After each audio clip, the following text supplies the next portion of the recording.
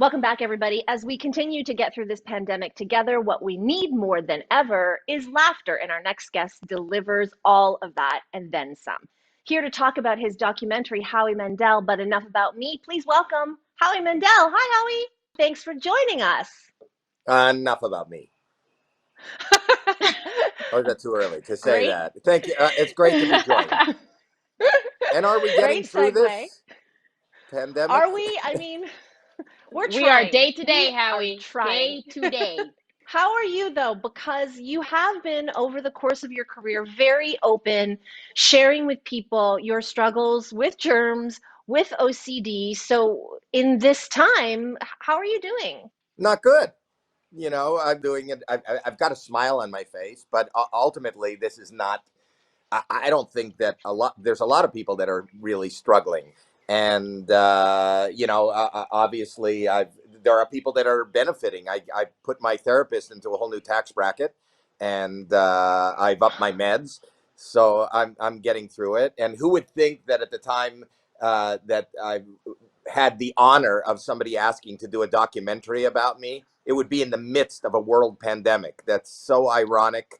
And so, I am well known, as you just said, germaphobe, that I would be in the midst of this. We're all in the midst of this, but there was something nice before this about being in this nightmare that I've been in my own mind for 64 years up until this, to kind of walk out my door and have people like you going, "Oh, it's fine, don't worry, it's in your mind, you can deal with it, these are coping skills." And now you walk out the door and they go, "No, go back in the house, it's real." So Mm. it makes it a little tougher. Well, the one thing a lot of people admire about you is your honesty. And man, you keep it really real in your documentary. But enough about me. You talk about the highest of highs in your career and the lowest of lows. So can you share what some of those were? Deal or No Deal came in 2005. I was quitting the business.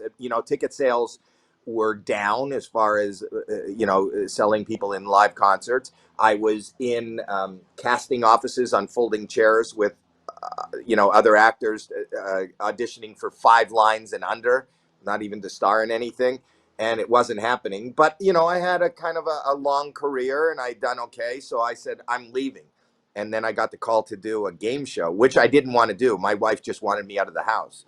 So I ended up doing it. I thought it was really embarrassing. And lo and behold, it ended up being, the thing that brought all those audiences together into one. That was the first time I was just me on TV, not a comedian, not Fiscus from St. Elsewhere, not Bobby's World. It was just me. And that became my biggest success at my lowest point in my career. That's such an amazing story that a show like that you know how you had initial thoughts about became, now that you're looking back 15 years later, built momentum, and now here we are. And people are still talking about it. Does it amuse you that like the show comes up in conversation about Meghan Markle?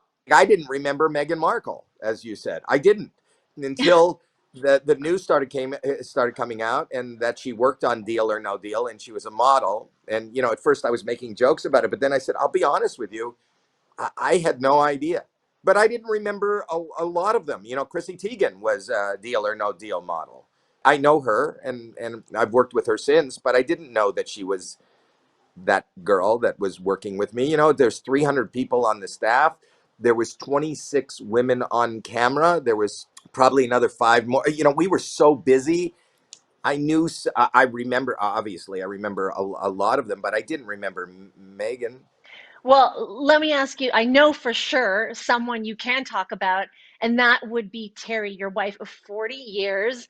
You credit her with your success, your happiness, so much of your life. And what's great about the documentary is that people get to know her a little bit better too. And you have joked that the reason why you stay together is because you're out of the house all the time, but you're not out of the house right now. So, how are things during the pandemic with you and Terry? Well, to be honest with you, if you look at this call right now, I am out of the house. I'm in the backyard. She set me out for the day. We had our 40th anniversary in lockdown. I don't know that there'll be a 41. She's not having. I'm not fun to live with. and I'm not fun to have. Maybe I'm fun for a little interview, but I'm not. I live with myself, and I try to get away. I do want to ask you because you were ahead of the curve. Many years ago, you gave up on the handshake and went to the fist bump. And it seems like the fist bump is probably a no-go now, too. So, what is the new greeting, Howie? If we have to touch, I'm going for the spooning, and because I think that if you come up behind somebody, you're not face to face, and go, guess who? Do you think we should all just spoon? And I think the safest is to be the back spoon, right? Just a thought. Sure. Sure. You're almost 65, 64, right? Yeah. Big Yeah. age, Howie. But guess what you're really good at? The TikTok. Now, I don't know a lot of people your age that have mastered using that platform. So what brought you to the TikTok? Okay, first of all, you're showing these clips, and what in your mind gave you the opportunity to use the word master? There's no mastering of anything on this. I'm just there. My son, Alex Mandel, who is a big influencer in himself and creates content for some of the biggest people that I work with right now too, like David Dobrik. He showed me it. I didn't know what it was. He had me turn around. My very first one, he had me turn around and clap like that, and then he showed me I had 12 million clicks on that, a few hours later. And now we have over 8 million followers, and all I got to do every day is dance for 15 seconds.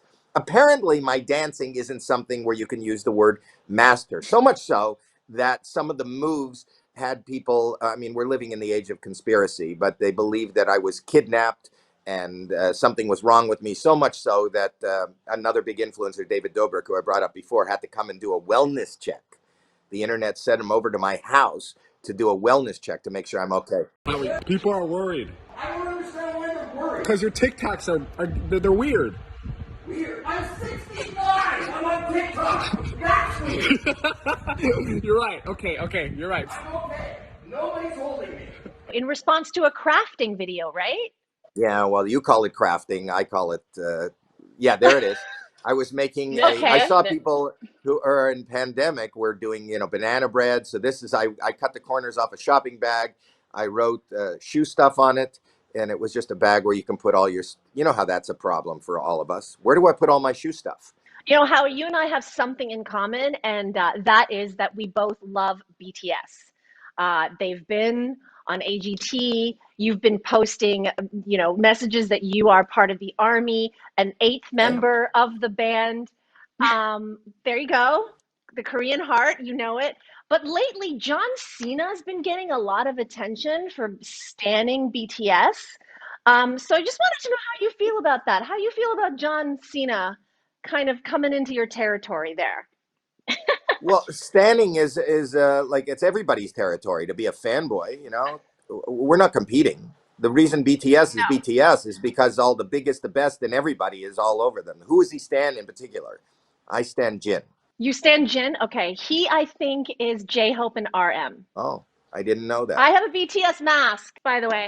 That's dynamite. See what I did there? I do. Thank you. Howie, she's been waiting to show you that mask for a long, long time. And now she finally did. You happy, Lainey? Howie, thank you so much for taking the time out of your day to join us. My pleasure. Thank you. Stay safe, everybody. Thank you. And we want to tell everyone, Howie Mandel, But Enough About Me is streaming right now on Crave, so be sure to check it out. We'll be right back after this.